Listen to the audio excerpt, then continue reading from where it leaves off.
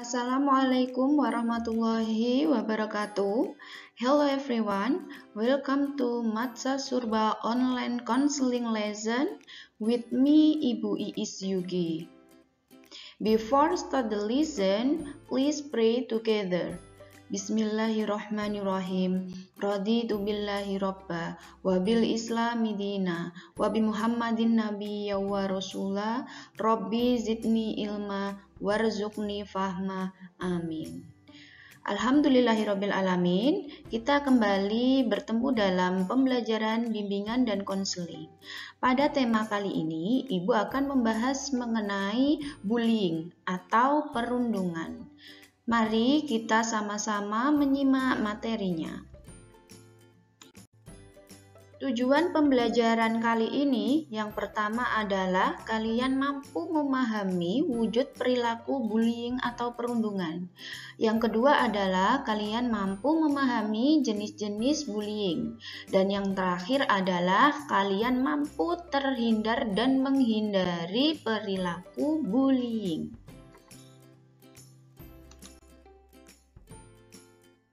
Pada firman Allah yang terdapat di dalam Quran surat Al-Hujurat ayat 11 yang berarti, hai orang-orang yang beriman, janganlah sekumpulan orang laki-laki merendahkan kumpulan yang lain.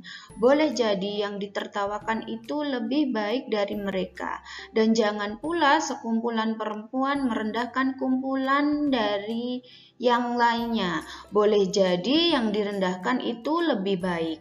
Dan jangan mencela dirimu sendiri dan jangan memanggil dengan gelaran yang mengandung ejekan.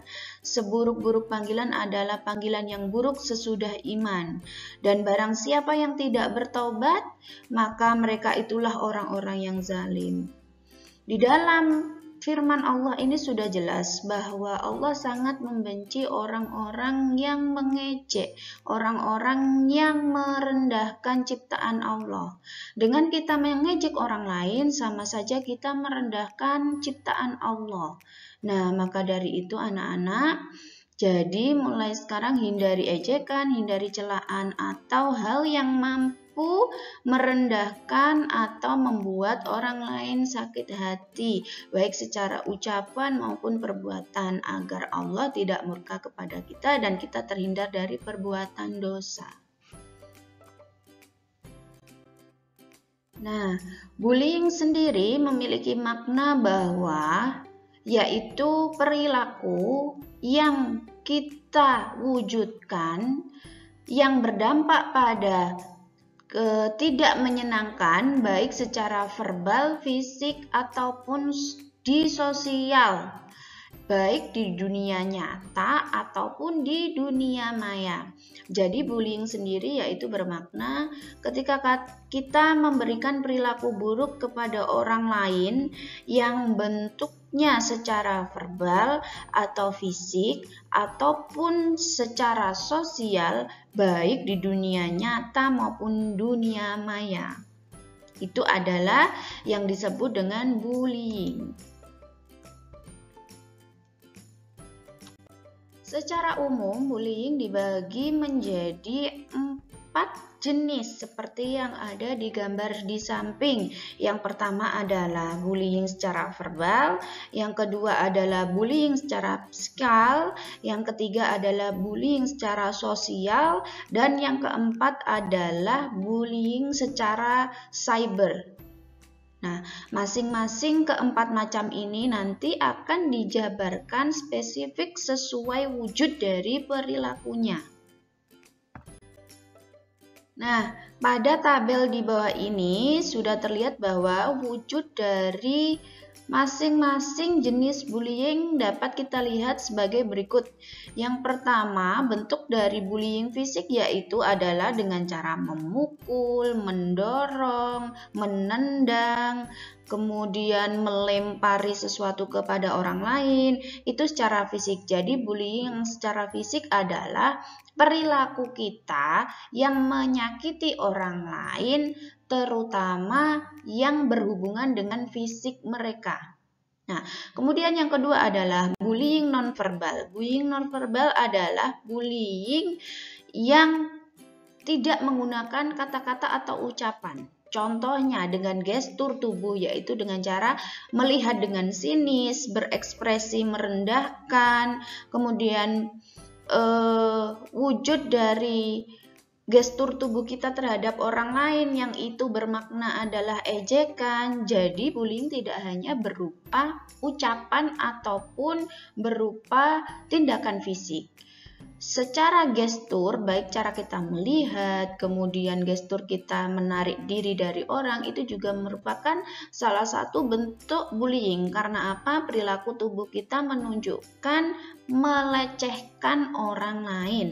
Nah, jadi nonverbal adalah bullying yang tidak menggunakan kata-kata maupun tindakan fisik.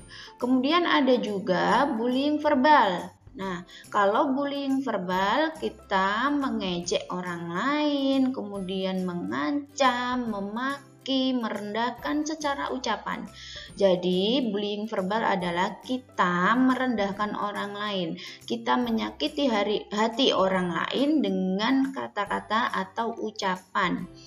Kemudian, bullying nonverbal ada dua. Yang pertama tadi adalah bullying nonverbal langsung, dan yang kedua adalah bullying nonverbal tidak langsung. Nah, bagaimana bentuk dari bullying nonverbal tidak langsung? Adalah dengan cara mengucilkan, mengabaikan. Kita menarik diri dari orang tersebut. Kita menghindari orang tersebut yang dapat menyakiti hati orang tersebut. Nah, itu bentuk dari bullying nonverbal secara tidak langsung. Kemudian ada juga yang dinamakan penindasan seksual atau kontak fisik atau perilaku pelecehan baik verbal maupun fisik. Nah, itu juga bentuk dari bullying. Kemudian yang terakhir adalah bullying di media sosial. Nah, untuk yang terakhir ini kita jarang biasanya merasa sadar bahwa kita telah membuli orang lain dengan tulisan-tulisan kita yang kita share di media sosial. Nah, ini yang jarang disadari oleh beberapa orang bahwa kita telah melakukan bullying. Jadi, ketika kita bermedia sosial, lebih baik kita harus melakukannya dengan bijak, agar kita tidak menyakiti hati orang lain dengan tulisan kita di sosial media atau komentar-komentar kita yang ada di sosial media. Itulah tadi jenis-jenis dari bullying. Nah, selanjutnya adalah hal atau poin yang paling penting. Ketika kita berada baik pada pelaku ataupun baik kepada korban. Posisi kita jadi korban atau posisi kita menjadi pelaku. Ketika posisi kita menjadi korban adalah kita memerlukan perilaku-perilaku yang mampu membentengi diri kita, yang mampu melawan tindakan-tindakan bullying yang kita dapatkan. Dengan cara apa itu kira-kira? Jadi yang pertama adalah tetaplah bersikap tenang. Misalnya ambil nafas, kemudian hembuskan. Relaksasikan diri kalian agar tidak terpancing emosi atas tindakan bullying yang dilakukan orang lain. Kemudian yang kedua, sembunyikan kemarahan atau kesedihan di depan perundung. Biasanya ketika orang mengejek kita, ketika orang melakukan bullying kepada kita, tujuan mereka adalah satu, melihat respon kita dan kita terpancing dari bullying yang mereka berikan. Nah, bagaimana cara menghadapi orang yang seperti itu?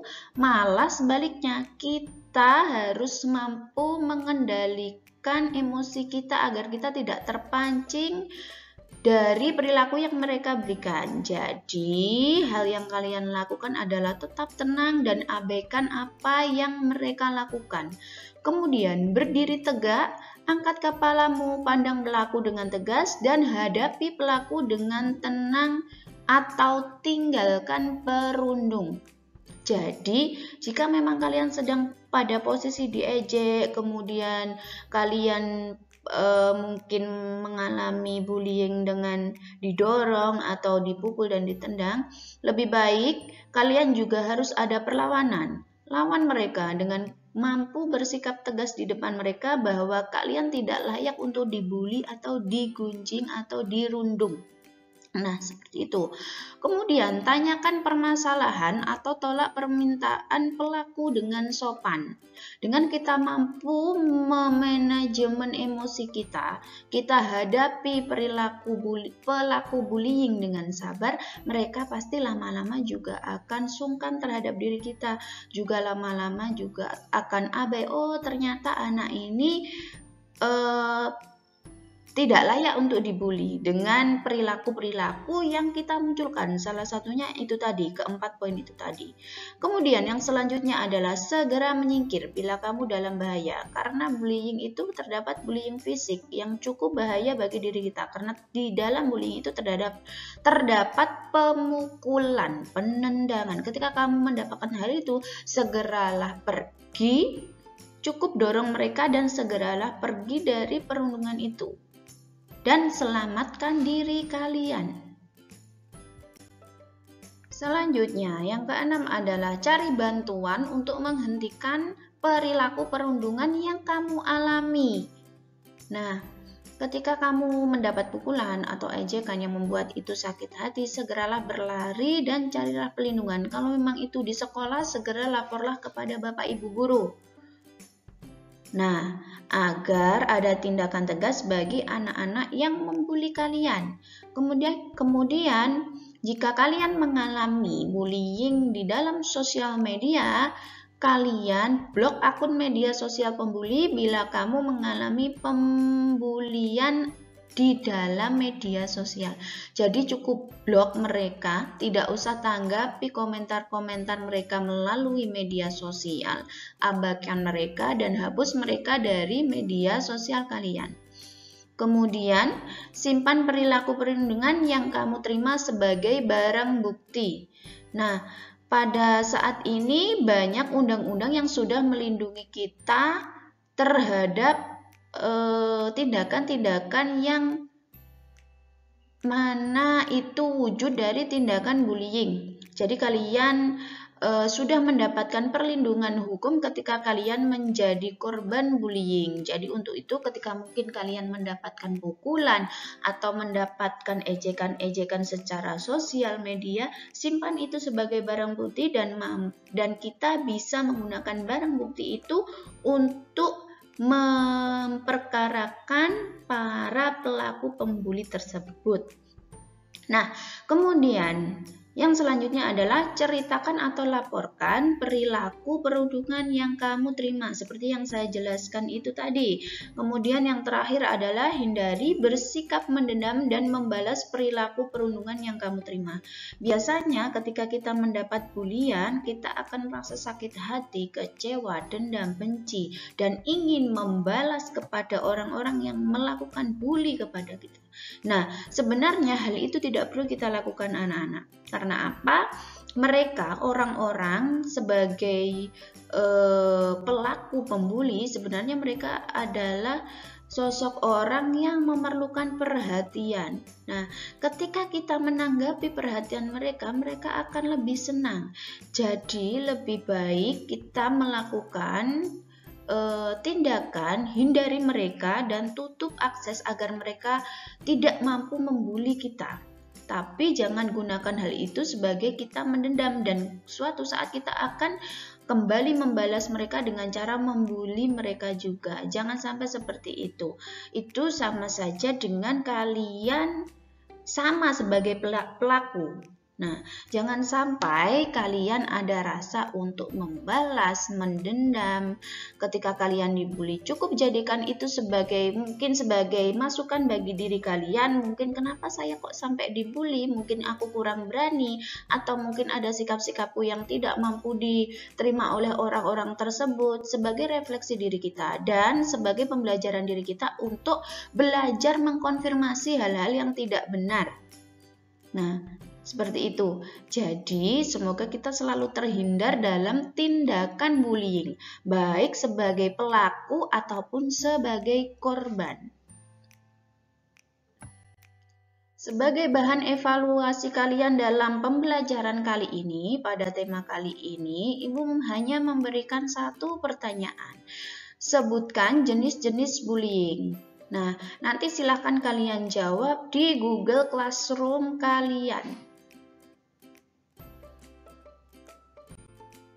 Sebelum Ibu mengakhiri pembelajaran kali ini, dapat Ibu simpulkan bahwa pada pembelajaran ini kita mempelajari apa itu bullying, kemudian bagaimana jenis-jenis atau bentuk bullying yang ada dalam diri kita atau yang kita hadapi, dan yang terakhir bagaimana cara kita menghadapi bullying, dan semoga kita terhindar dari perilaku bullying baik sebagai pelaku maupun sebagai korban.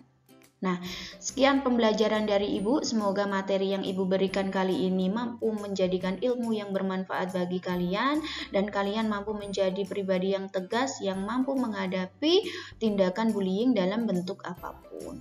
Ihdinas syiratal mustaqim. Wassalamualaikum warahmatullahi wabarakatuh.